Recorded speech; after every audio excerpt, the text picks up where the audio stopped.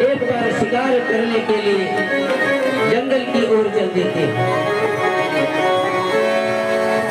चल ही बर्बादी बार एक राजा मर गया कर सब साजी समाजा। देखी गए तुलसीदास रामा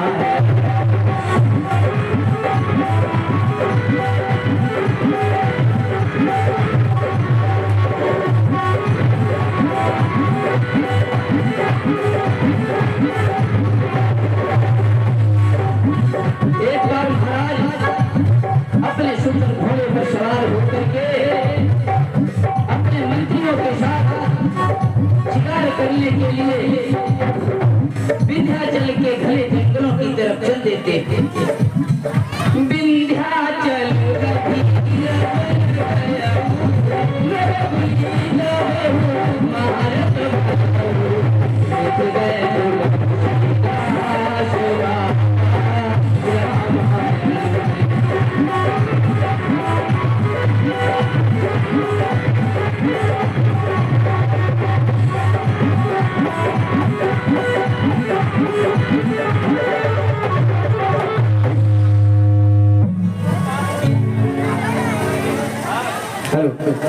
ये भैया रंजीत शर्मा दरमहुला सर, इनकी तरफ से 101 मुद्राएं राम कथा में सादर समर्पित हुए हैं। मंगल में कामना आशा की ओर से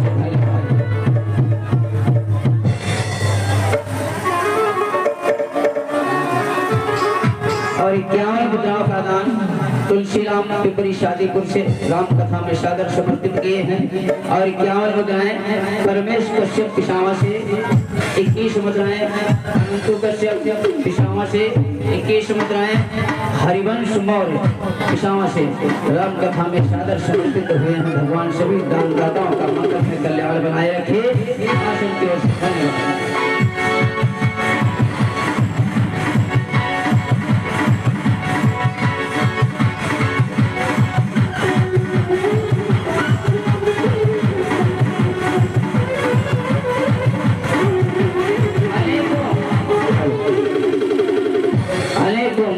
शिकार करते हुए जंगल की तरफ बढ़ते हुए जा रहे हैं महाराज भानुप्रताप।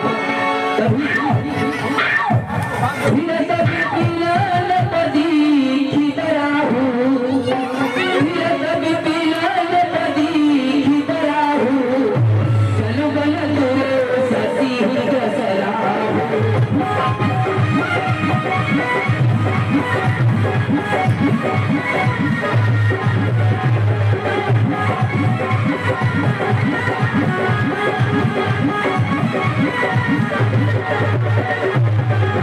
राजा ने वन में फिरते हुए एक सूअर को देखा।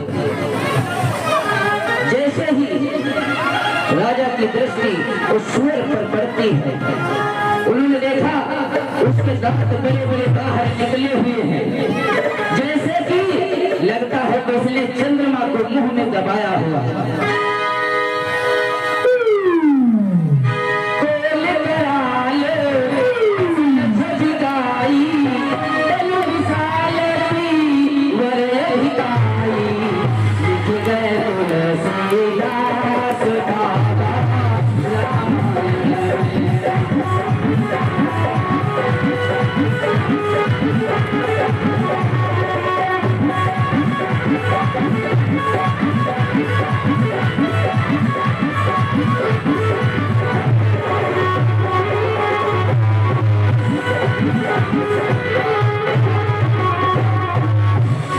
जैसे ही महाराज भानु प्रताप ने सूर्य को देखा, तुरंत ही अपने घोड़े को उसके पीछे लगा दिया।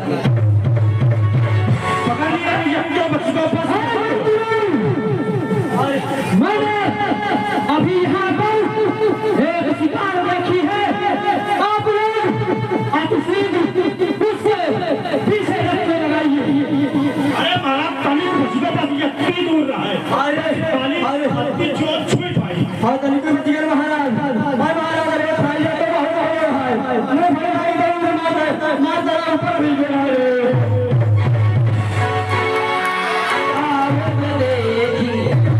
जैसे ही बराह ने देखा महाराज अपने घोड़े को लिए आ रहे हैं।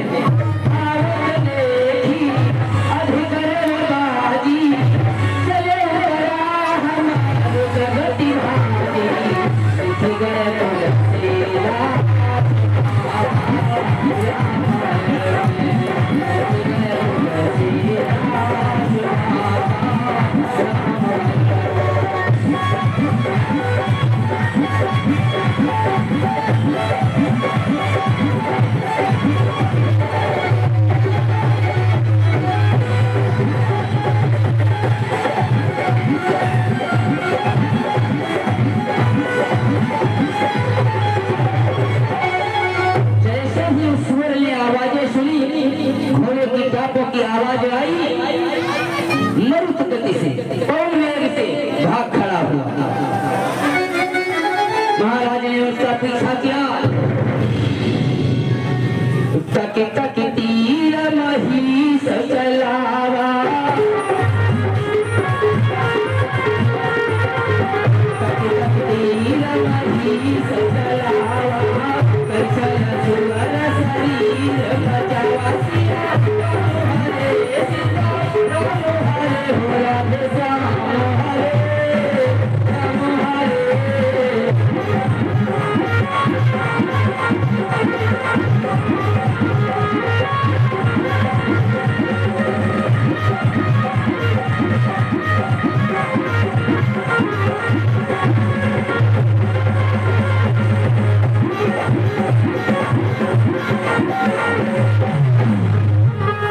अनेकों प्रकार के छल करता है, कभी छिप जाता है, कभी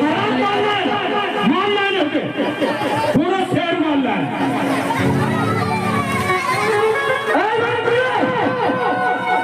यह तो गदाहारी करो।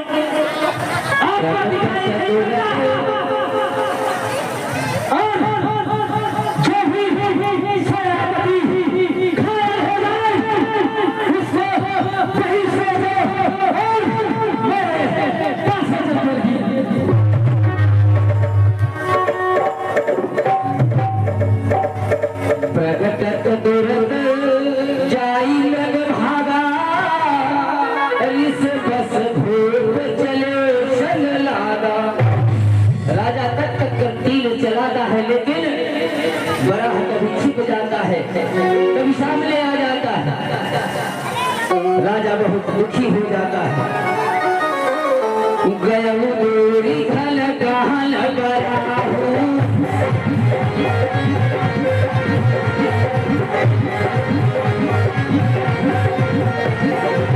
गया दूरी घल कहल बराहू, जाना है लगद बाजी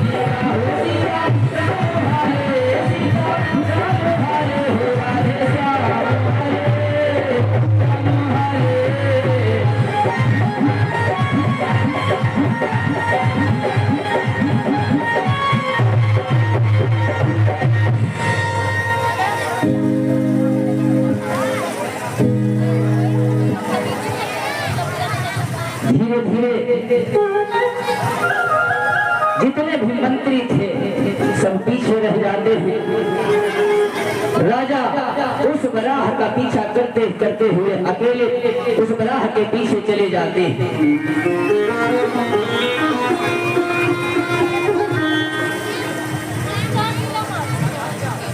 और इतने धैर्यवान राजा ऐसा देख करके वो बराह एक गुफा के अंदर छुप जाता है। कोल बिलो के भूत बल धीरा भागी पई ठगी रघुरा बधी।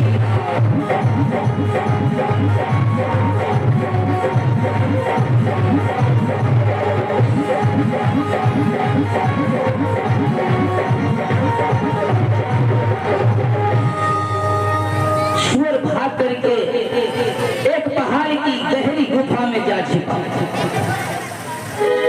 और उस गुफा में जाना महाराज ने बहुत ही कठिन समझा। अंतोगत्वा महाराज को वापस लौटना पड़ा और चलते चलते बहुत परेशान हो गए थे। बहुत ही परिश्रम किया था, घोड़े समेत भूख भी लगी थी, प्यास भी लगी थी।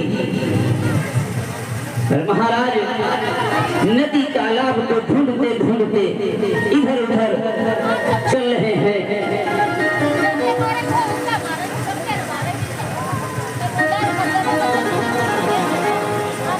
मैं शिकार के चक्कर में बहुत अपनी राज्य से बहुत दूर आ चुका हूँ और मेरा घोड़ा भी थक चुका है और मुझे प्यास भी लगी है।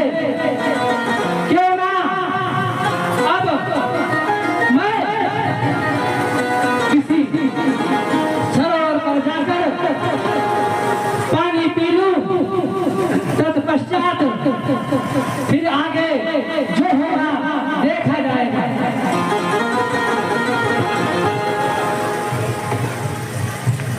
महाराज पानी को खोजते खोजते बहुत ही बेहाल हो गए। तभी फिर तब विलय गया समुद्र था।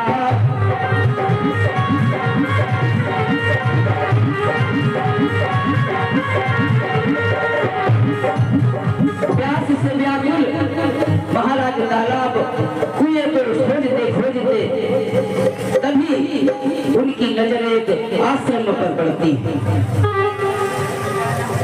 फिर तब बिलया समय देखा, फिर तब बिलया समय देखा, सरस्वती का कदम सासिया राम हरे सीता राम हरे भोला रे श्याम हरे श्याम हरे।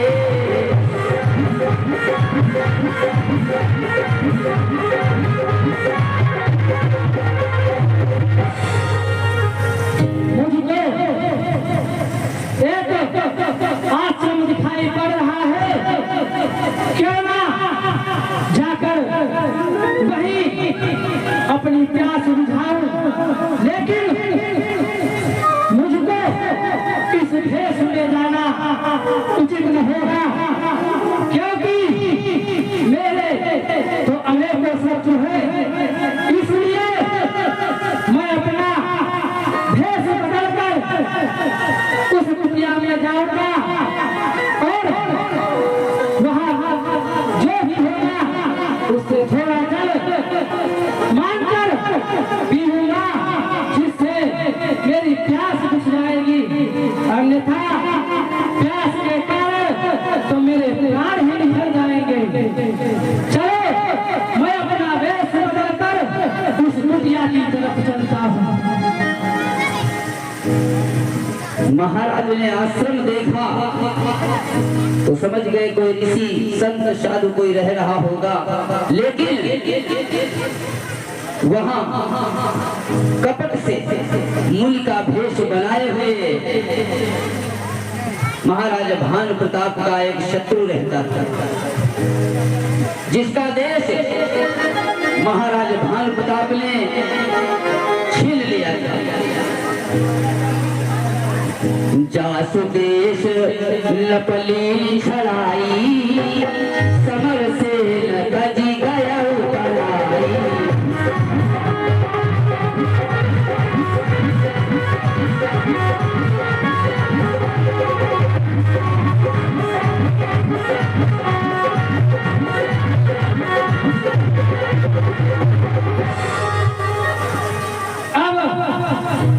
क्रिया किया जाए। अंदर जाने में मुझे कोई दिक्कत भी नहीं है और ना मुझे कोई पहचान पाएगा, इसलिए मैं उस आश्रम में प्रवेश करता हूँ।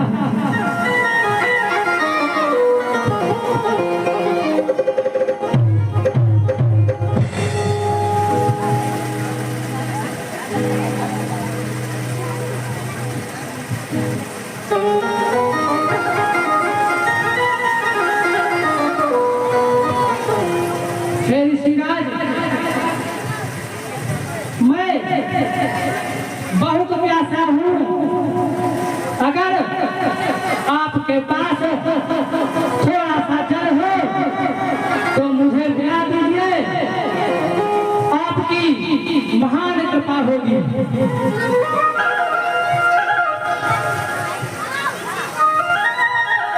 महाराज भानु प्रताप ऋषि के वेश में देख करके उस राजा को पहचान न सके, लेकिन वह राजा जिसका देश भानु प्रताप ने छीन लिया था, वो अपने नगर में ले जा करके जंगल में कुटिया बना करके छिप करके रह रहा था।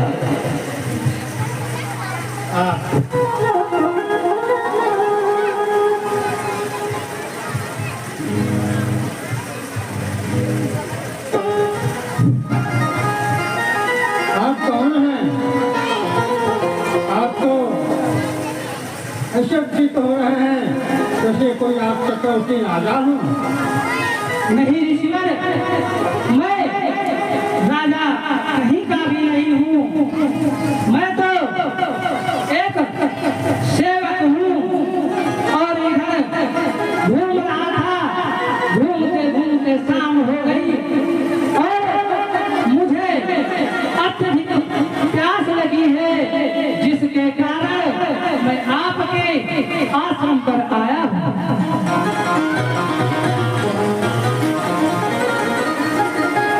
चक्रवर्ती के लक्षण तोरे देखत गया लागी मोरे। कहिए ऋषिवर, कहीं कहीं की नीति होती है जहाँ अपना नाम नहीं बताया जाता। तुम्हारी चतुराई देखकर मैं तुमको पसंद नहीं हुआ।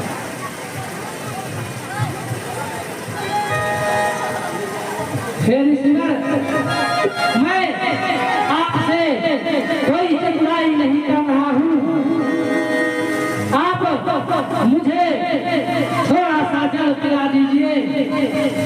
राजा भानु प्रताप ने कहा, नाम प्रताप भानु अवली सा, ताश सचिव मैं सुनो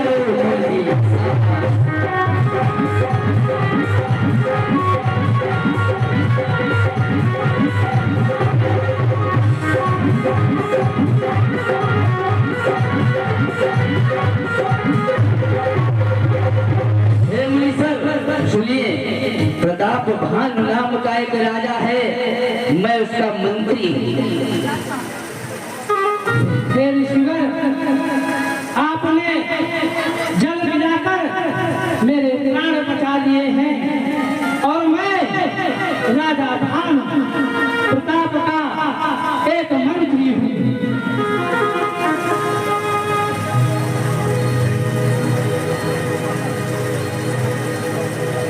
ठीक है, अब आप शिकार खेलते खेलते थके मारे हाथ आए हो, आराम कर लीजिए। आप आने वाले यहाँ से 70 योजन की दूरी पर है, रात हो चुकी है, निशा घोर गंभीर में कहाँ जा पाओगे?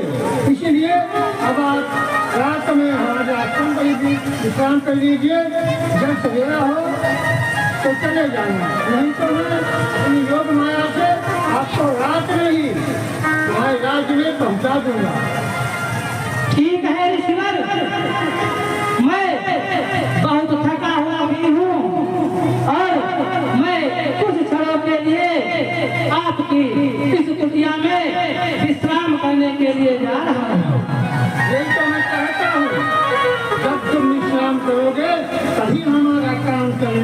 भानु प्रताप, तभी हमारा काम चलेगा।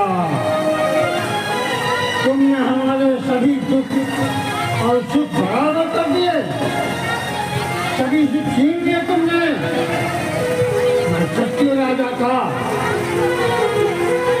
क्या वैभव क्या सुख करता था, तुमने सब कुछ छीन लिया। आज मैं हिंसा एक उत्तर दूंगा।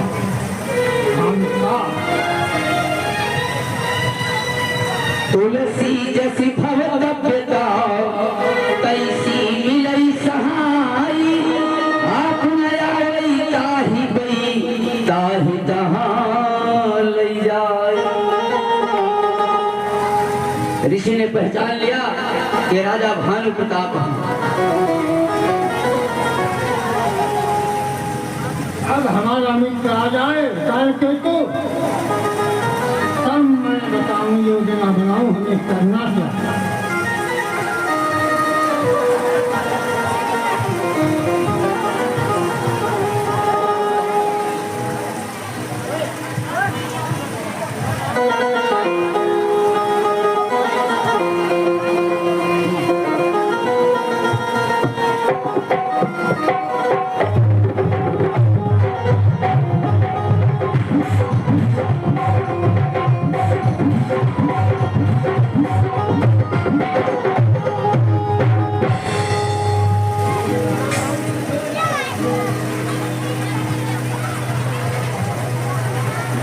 कहाँ से तुम मित्र?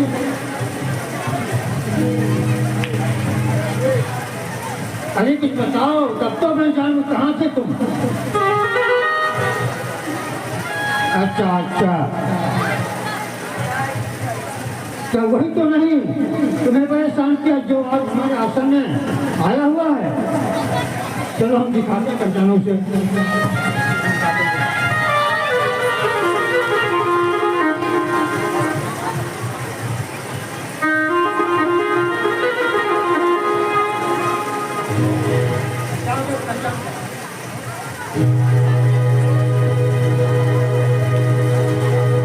महाराज भानु प्रताप कुटिया में विश्राम करने के लिए चले जाते हैं।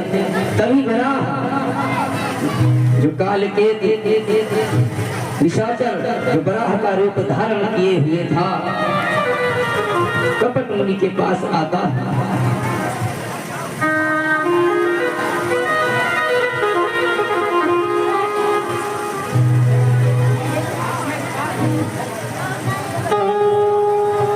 अरे काले केतु, तुझे मर गया वहाँ आएगा नहीं, तुम्हारे घोट कभी देख नहीं पाया उसे।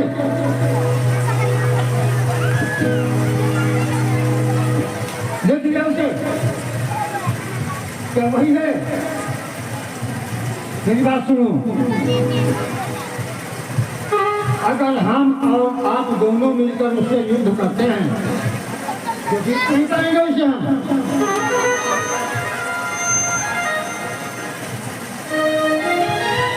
ऐसा करो